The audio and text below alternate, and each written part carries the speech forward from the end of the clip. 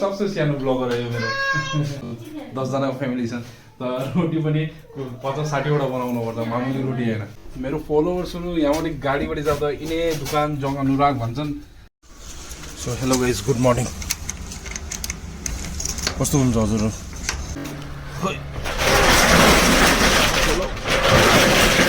जय श्री राम ल प्रभुको रामको नामले काम स्टार्ट गरौँ अब यो सब सामानलाई बाहिर निकाल्दा टाइमै लाग्छ रे 1 घण्टा त आरामले लाग्छ तो सुरु भयो बिहानको तामझाम आज यस्तै हो बिहान यहाँ पुरा भिडभाड हुन्छ थोडा लेकिन अलिक गुड मर्निङ बहिनीले उहाँ गुड मर्निङ भन्दैछ सो एकछिन पछि त फेरि पुरा सुनसान हुन्छ यहाँ त्यसै बिचमा मेरो भाइ आछ क्या चाहियो तुमको भाइ यो भाइलाई मेरो सिग्नेचर चाहियो अरे बिहान भाइहरू आइरहेको छन् त्यो राम्रो लाग्छ बहुत बहुत धन्यवाद भाइ खोइ भाइलाई बजार पठाएको अरे अझसम्म भाइ आएको छैन फटाफट गाडी लिएर जाओस् भनेको छु किनभने मलाई पनि जानुपर्छ वहाँ फेरि पासपोर्टमा तुमको देख के ही हम अंदर घुसाए भाइ यो भाइलाई पनि सिग्नेचर चाहियो अरे दुईटा ले भाइ आजकल त यहाँ हाम्रो यहाँ बन्दरमा यसो मोबाइल रिपेयरिङ गाडीमा के लगाउने त्यो पनि खुलिएको छ मजाको चिज भयो एउटा अब मोबाइल खराब भयो भने बेची टाढा दुख्रिन परेन बन्दरमा एउटा चिज त डेभलप भएको छ सो अब खाना त खाइयो अरे अब यो चाय ट्याक्कै पिएर श्रीमतीलाई बाई भनेर नानीहरूलाई बाई भनेर म जाँदैन आज दोकान मेगिस कर्नर भेटौँ ल हजुरलाई है भर्खरै आइपुगेको म पनि जस्ट 10 to 15 मिनट्स भयो त थोडा साफसफाइहरू मोमो त अलरेडी केटाबाट प्रिपेयर गरेको रहेछन् त आज त्यति मलाई केही काम गर्नु परेन यसै नै इच्छा के हो त माछ प्याज स्याज लसुन सिना मलाई अलिकति झ्याउै लाग्छ इच्छा के र सरब्दको दिनमा न कस्तो हो तपाईँहरूलाई कस्तो लाग्छ कमेन्ट गर्नु त अहिले साफसफाइ गरेर अब हाफ एन आवरभित्र हामीले दोकान पनि खोल्ने हो मेगिस कर्नर खुलिहाल्छ यो बताइदिउँ हजुरलाई मेगिस कर्नर हजुरको NLU नेशनल ल युनिभर्सिटी होस्टलको सामने छ नट युनिभर्सिटीको सामने उसको होस्टल जहाँ छ उसको सामने छ हाम्रो मेगिस कर्नर ठिक छ सो अगर तपाईँहरूले मलाई चिन्नुहुन्छ अगर हजुरहरू यहीँबाट आउनुहुन्छ भने प्लिज वान टाइम भिजिट गरेर जानु र टेस्ट बताउनु हामीलाई हाम्रो मेगिस कर्नरको खानाको टेस्ट कस्तो छ भनेर है भाइ पनि काम गर्दै रहेछ खानासाना भइसकेको छ त्यहाँ हाम्रो फ्राइड राइसको राइस प्रिपेयर हुँदैछ यहाँ भयो चिकन ललिपप जसलाई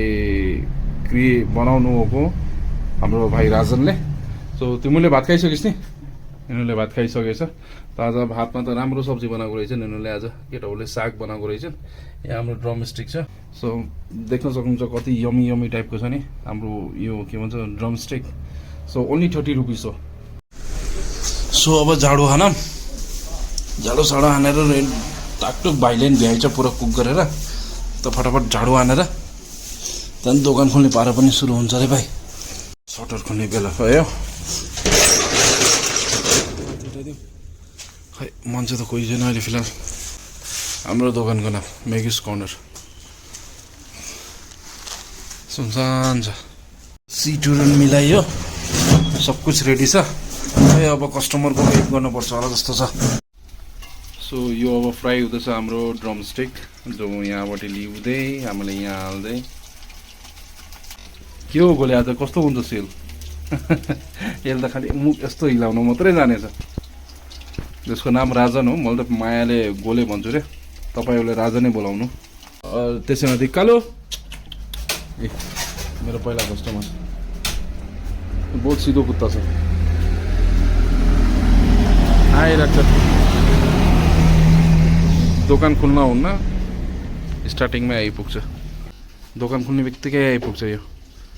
एन्डिङसम्म यहीँ कुनामा बसिरहेको छ यसलाई खानासाना दिइदिन्छौँ हाम्रो खुसी बस्छ हिजो जान्नमा पाएको के यसलाई जो यसको केयर टेकर थियो नि तिनीहरू त बिते अरे त यो अहिले एक्लै छ बिचरा राति कहाँ बस्छ केही थाहा छैन कुकुरको जीवन पनि नि खतरनाक हुन्छ होइन बिचराको अब जसले सानोबडी हेरे अब ऊ बिते अहिले यो पुरा हिजो एउटा मान्छेले पनि डङको कुत्ता भयो यो भनेर मतलब यो एरियाको कुत्ता भयो भनेर सबले माया गर्नु सबले हिजो पनि एउटा कस्टमर आयो माया गर्छन् दुःखै लाग्छ अरे हाम्रो राजन भाइले कति माया गर्छ कुत्तालाई कुकुरलाई त्यो देखेर थाहा पाइन्छ त्यो ड्रमस्टिकमा निक्लेको मासु हड्डीहरू सबै यसलाई दिन्छ सो आज त एउटा साह्रै खुसी लाग्यो है कस्टमर मेरो फलोवर्सहरू यहाँबाट गाडीबाट जाँदा यिनै दुकान जङ अनुराग भन्छन् खै नाम त चिनेछन् आउन त कोही आउँदैनन् के भएको थाहा छैन गाडीबाट जाउँदैनन् मलाई हाई भनेर जान्छन् यार फलोवर्सहरू यही हो राम्रो लाग्यो सुन्नमा पनि राम्रो देख्न पनि राम्रो केही त चल राम्रो हुँदैछ जस्तो लाग्छ तर भ्यू नआउँदा त नि मलाई कस्तो कस्तो मनमा नि दुःख पनि लाग्छ के भन्छस् राजन कहिलेसम्म आउँछ यार भ्यू यो त खालि गर्छ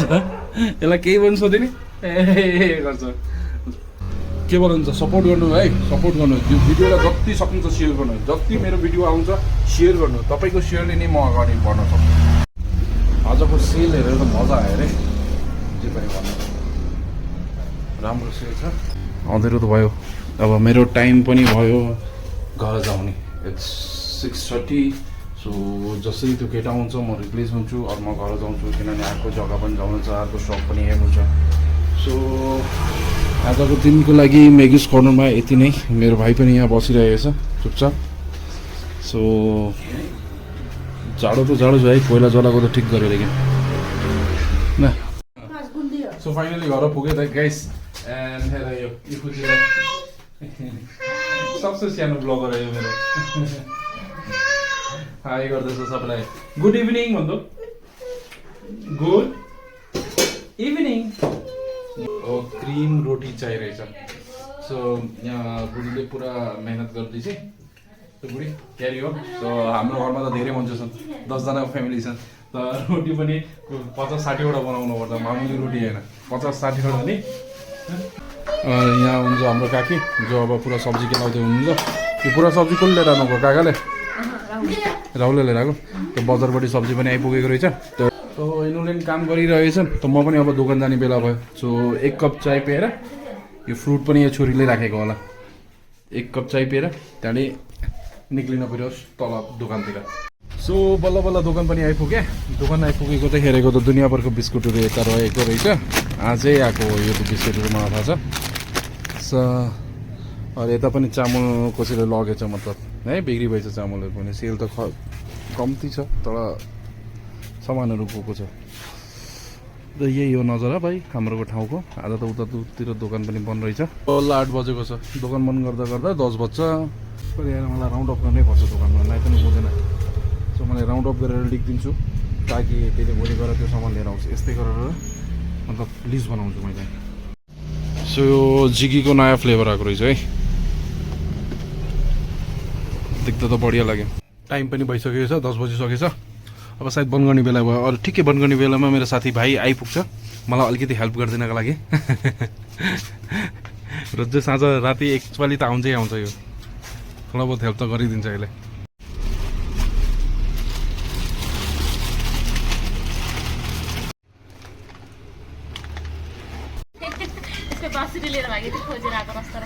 त्यो कुत्ता यारे बहिनीहरू अझसम्म सुतेको छैनन् घरमा ओ छप्री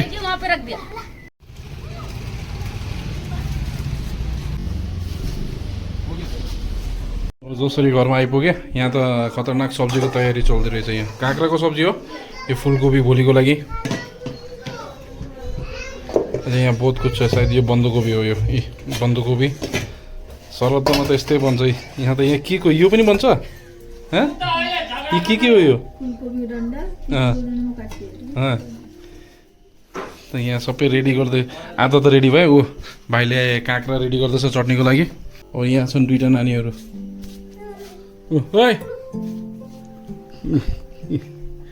दुईजना तिमीले भात खायौ तिमीले कोलगेट खाथ्यौ अरे आएको र